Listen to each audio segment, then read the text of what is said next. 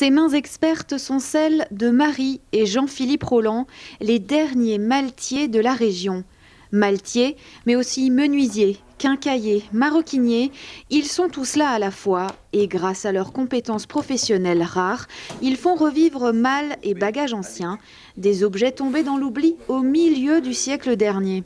Des gestes et savoir-faire traditionnels reconnus à travers une distinction. Le label Entreprise du patrimoine vivant vient d'être décerné aux 2 artisans d'art, les classant ainsi parmi 1400 entreprises aux compétences rares en France. C'est un métier vraiment rare, pour lequel il n'y a plus de formation. Et donc les EPV sont là pour aider et valoriser ces entreprises-là.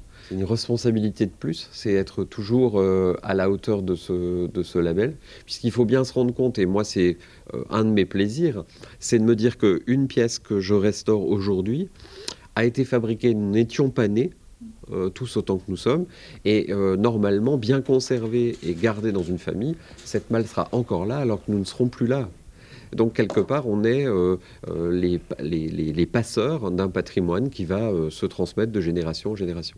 Du vanity case à la malle garde-robe, en passant par la valise ou les malles à chapeau, tous ces objets du XVIIe siècle jusqu'aux années 50 n'ont de secret pour ces passionnés. Des secrets qui sont malheureusement menacés et qu'ils tentent de préserver.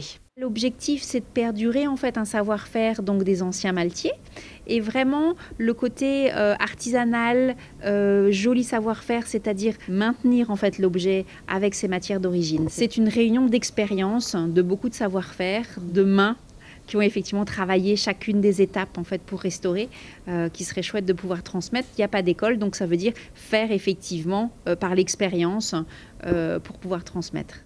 Et afin de transmettre leurs connaissances et perpétuer ce savoir-faire traditionnel des maltiers, les artisans souhaitent accueillir très prochainement un apprenti dès que la situation sanitaire le leur permettra.